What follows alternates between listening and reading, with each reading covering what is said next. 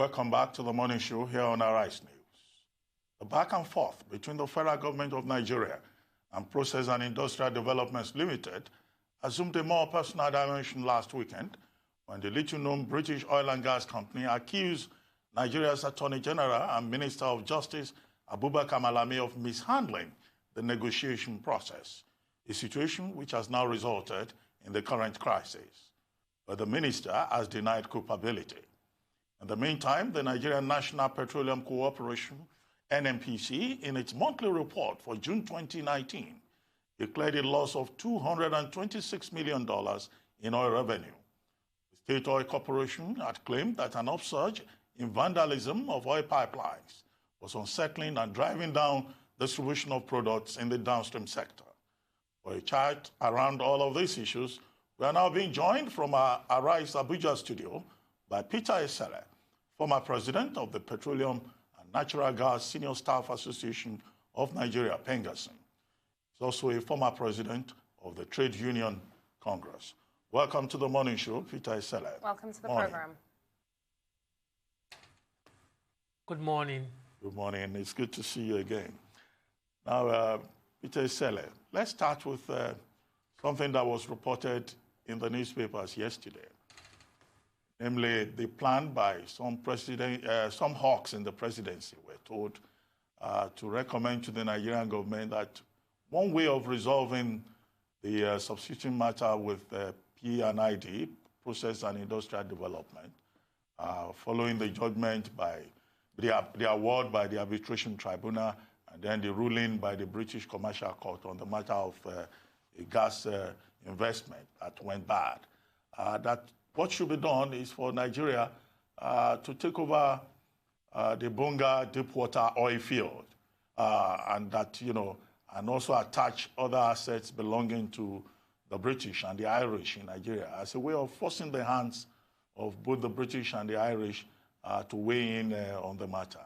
Do you think that that is feasible? Do you think that that is good counsel? And if not, what do you think should be done? Well, I don't think that may be the way to go. Probably what they want to do is what you call the carrot and stick technique. But basically, once a judgment has been delivered, what you need to do is that you appeal against that judgment. The government still have a right to go to court and challenge the judgment. But to say you want to go ahead and start seizing assets over court judgment, I think you'll be pushing your luck too far. Because first you have to look at what are you leveraging on. These guys you are dealing with, maybe the British government, they are richer, they have a wider reach, and they have powerful friends. You're looking at both the West, they can all come together. And let me also put a rider. Something is also building in a Paris court right now, also about the Mambila Plateau contract that was awarded. So what I would advise if I'm in the shoes of the government is, first of all, you still open the window for negotiation. And you are not going to say you are not going to pay. I think we've passed that stage. What you should be talking about is what can you pay and how many years are you going to pay? Because it just comes down to the way we run the system in this part of the world. Everything is run on ad hoc basis. I'll still take you back to Metroline. When Metroline was cancelled in Lagos, it took Lagos over 30 years to pay. I think Lagos virtually finished payment about a year or two ago, or is still ongoing. So a lot of these things has to come with how much are you willing to pay? You have to open negotiation. You have to talk to the company because first your process was wrong. It's a fault. It's a Nigerian fault, and it arises from Nigerian problem of being lackadaisical in how we do things. There is no professionalism in how we do things. We do things anyhow. Even within the system, even within the country, we have no respect for Nigerian companies. We have no respect for contracts. And so those are all playing out now, which probably down the road, maybe this will help us to sit up and really look at ourselves and say, is this how we will conduct business? Is this how we want to be known across the globe? that this is how we transact business. If you go everywhere and you talk about you want to sign a contract, you want to do anything with Nigerian business, whether big businesses or small businesses, they are suffering it. Nobody wants to do anything with government because they just know government don't keep to terms of contract.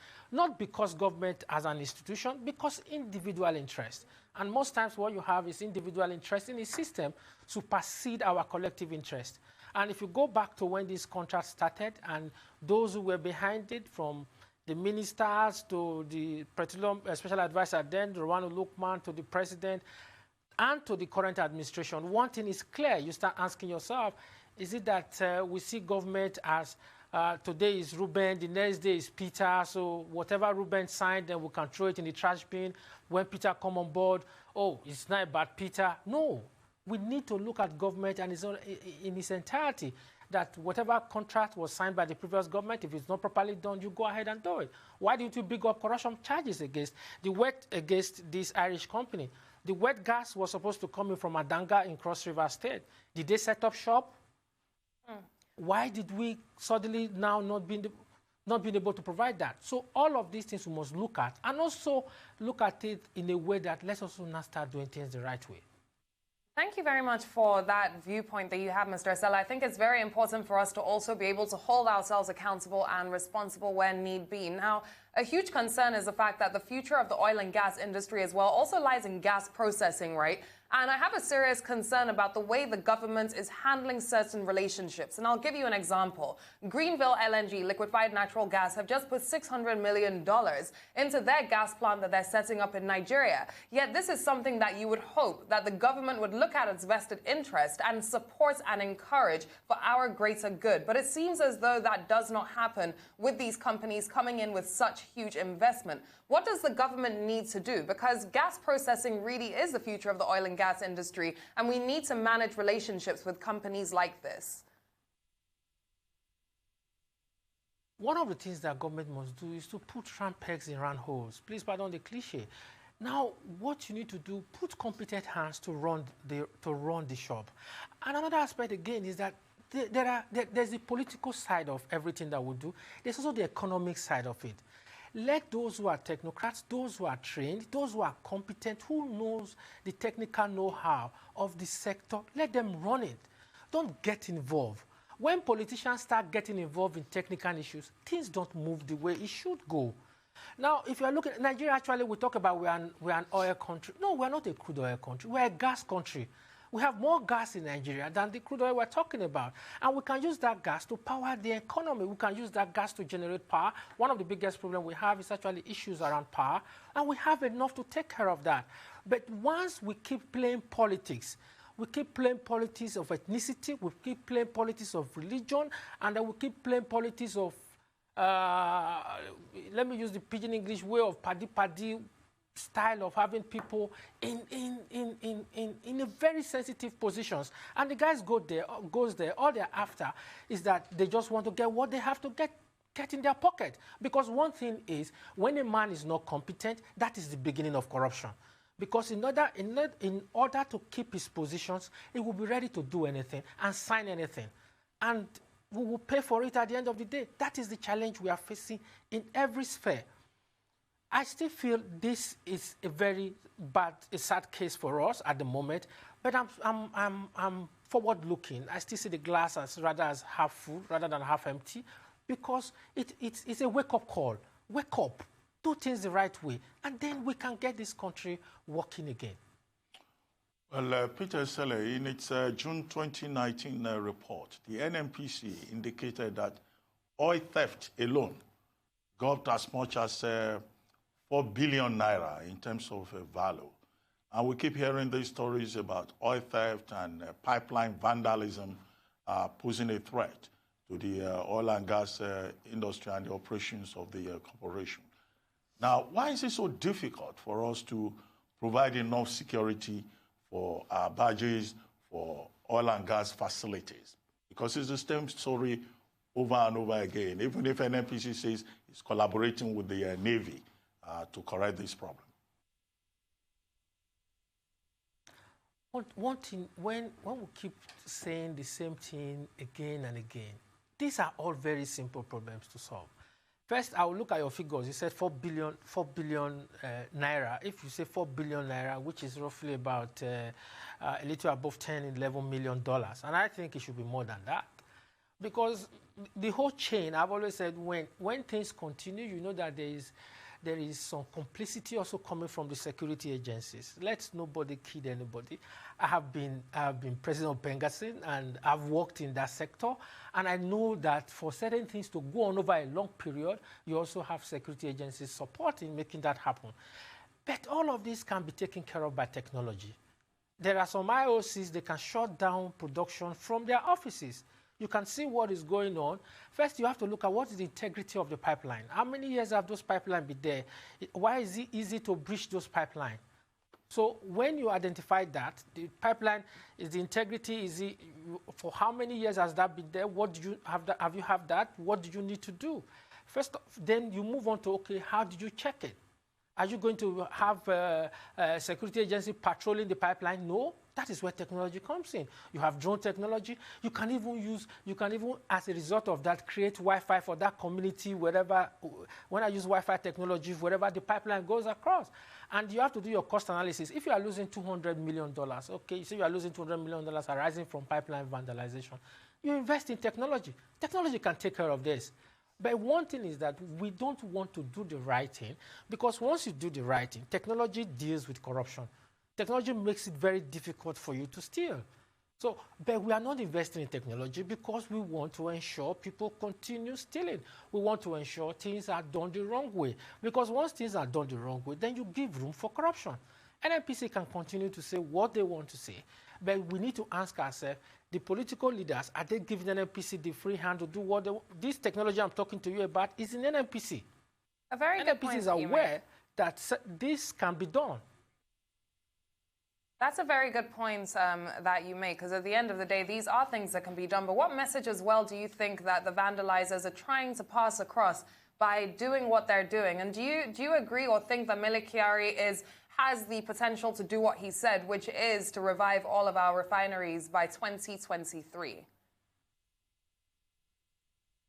First is, the society is structured in a way that I always believe that in any society you have chaos, you have order.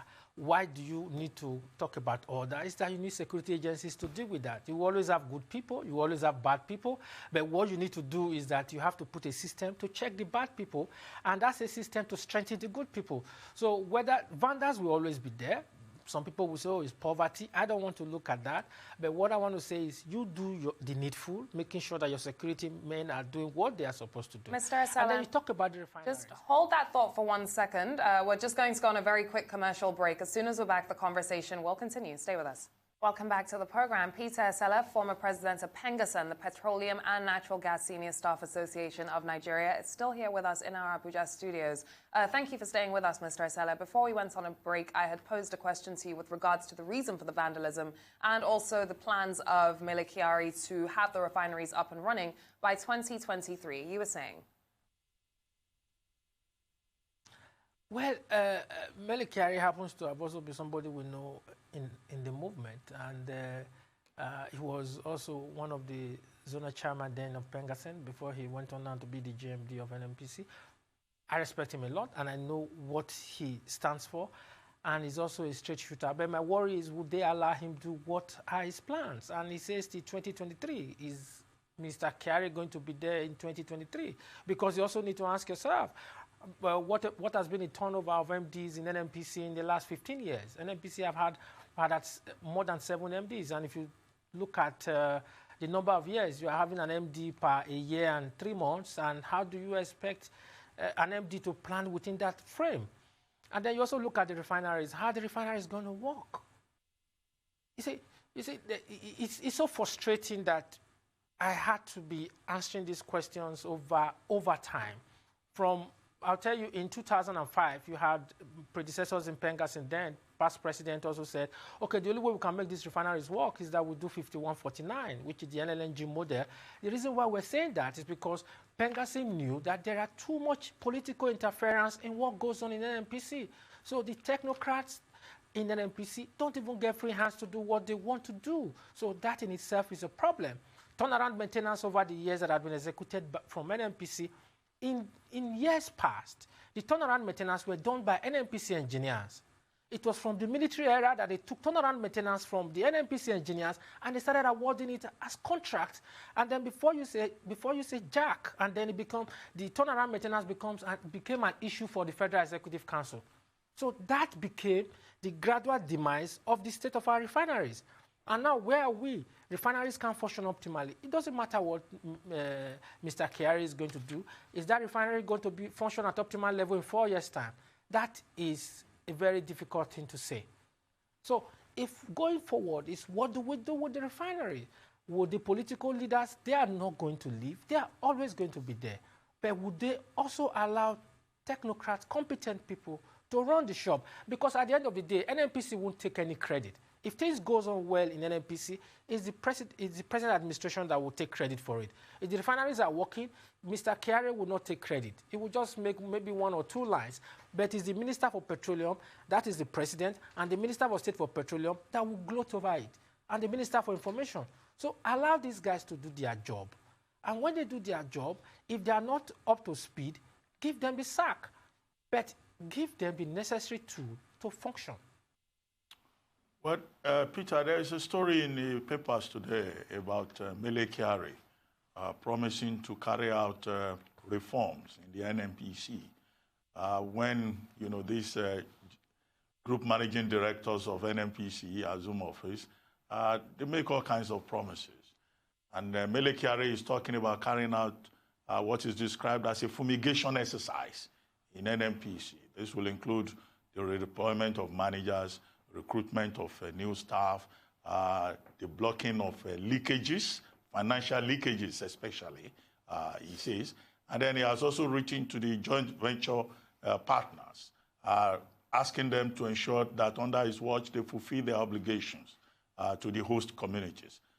Do you think that we will ever have a transparent NNPC? Do you think that these measures will address the opaqueness that the NNPC has over the years been accused of?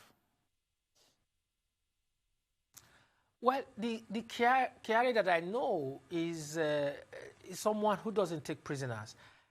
My only worry is it's just like similar thing I feel about some of my friends who have also gotten into government. And my only worry is that what happens when people get into government? Is it that there's a lot of pressures, or is it that will Kyari have that free hand that he's talking about?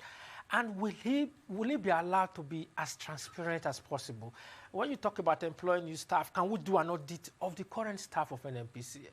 That is key. First, you have to do an audit of what the current staff that you have in NNPC. Do you have too much staff, or is NNPC understaffed? Or when you want to employ new staff, what jobs are they coming to do? The last recruitment exercise, how many people are there now working for NNPC? And you have this circle of always employing people that come to NNPC. I'm not against employing people, but I want my own emphasis is, do you need it? When you carry out your audit, where are the areas you are lacking? Because most times you find out that a lot of recruitment is done through the back door. We have issues with CBN recruitment.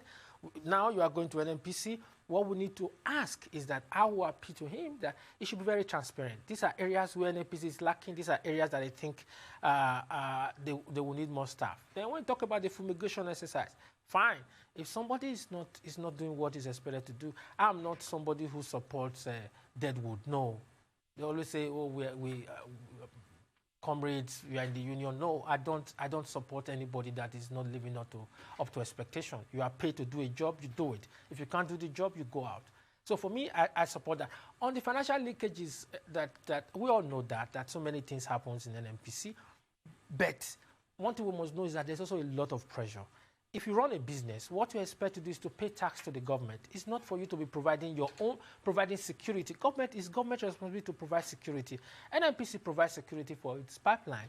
NNPC pays a certain amount of money to various security, whether it's Navy or police or Army. NNPC contributes a lot of money. Sometimes NNPC even buy tents for them to look at for that pipeline. That shouldn't be responsibility of NNPC. So when NNPC is declaring losses, if you go and check out what NNPC is involved in, you will just shake your head and know why they are where they are and how to get NNPC out of the mess that they are in, also require not just those who are working in NNPC, it's the political will of the government to get things done in the right way.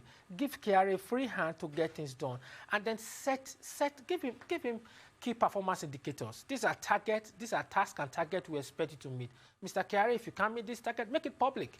Mr. KRA, if you can't meet this target, then you'll be shown the exit door. And Mr. KRA also goes to the government and says, this and that is what I need to carry out this task. You also give him that, and then if the government is not living up to expectation, nothing stopping from walking away. So we need to hold each other accountable. The government needs to be responsible, and those working in NNPC also need to be responsible. Absolutely. It's just accountability. It's not a personal thing. Mm-hmm. Accountability it's at the crux of the matter here completely, and there's several dynamics to it. I wanted to ask you about a particular project, the Zaba Zaba project to be exact, OPL 245. Now, based on E&I's court case in Italy, as we know, that project has been put on hold and tied up, and it's a rather huge project. What do you think the federal government, or what do you think should be done at this point, given this situation on Zaba Zaba?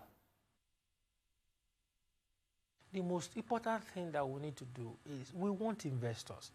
We want to attract investors. We want investors to come in. But we also need to ask ourselves, what is our dream? What is our dream for that sector? What is our vision for that sector?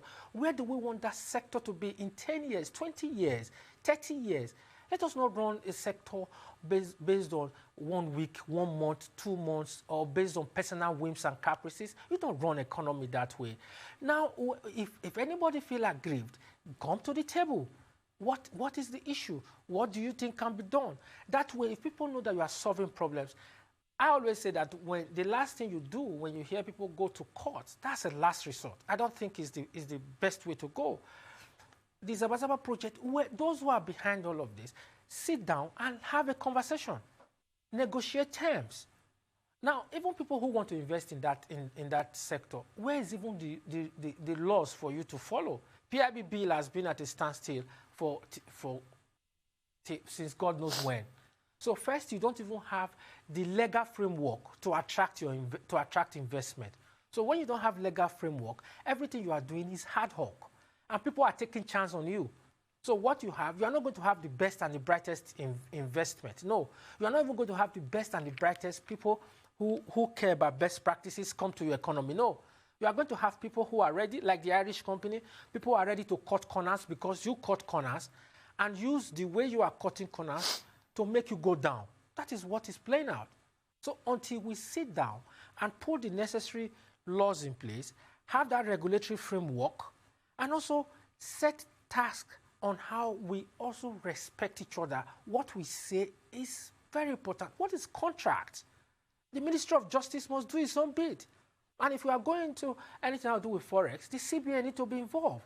The Ministry of Petroleum need to be involved. The NNPC, which of course is our JV, is a representative of the federal government in all JV partnership, also need to be involved. So when all of these things, everybody is doing things based on personal take, that's when we are having all of this crisis. If things are done properly, if it's systemic, you don't have issues. You can go to bed. You don't have to have John, Peter, Matthew. No. Things just happen. Things flow. Well, Peter Esele, many Nigerians were worried when the NNPC reported that, it had a loss of revenue between May and June to the tune of about almost 45%. And the value put on that was over $228 million. What does this say to us, about NNPC? Is it, because of the spot price of oil, or this is an indication that we need to, further diversify the economy and not hope that, oil revenue will keep coming in? But again, you also have to look at the area that the NNPC is talking about. They are losing revenue. First, which areas are they losing revenue? Don't forget the NNPC is the only one importing petroleum products into the country. So you have under recovery. So when you have under recovery, and the NNPC need to mitigate a whole lot of things around it. So what you have at the end of the day, what is the NNPC doing? It's not the NNPC. Most times it's easy for us to throw jabs at the NNPC. we need to ask ourselves, is NNPC going to just, did we set up NNPC to be importing petrol and kerosene and diesel? Is that what its peers are doing? NNPC, when NNPC started, NNPC was not even in the same league as Aramco that you have today. Aramco is big. NNPC wasn't even in the same league as Statoil. NNPC was even ahead of those guys at the time, at inception. But if you look at it, if you look at boats now, look at Aramco, look at Statoil, put NNPC. NNPC is a small fry compared to all of this. It's systemic. This is how we have built the system. The system is built on rent. The system is not built on accountability. The system is not built on holding anybody responsible. So this is what you get. So at the end of the day, we're all busy looking for the fall guy. And the fall guy here is NNPC. Well, thank you very much. We also need to ask ourselves, how have we structured the NNPC? Well, thank you very much, Peter Esele. On that note, we'll have to thank you for coming to the morning show. Thank you. Thank you very much.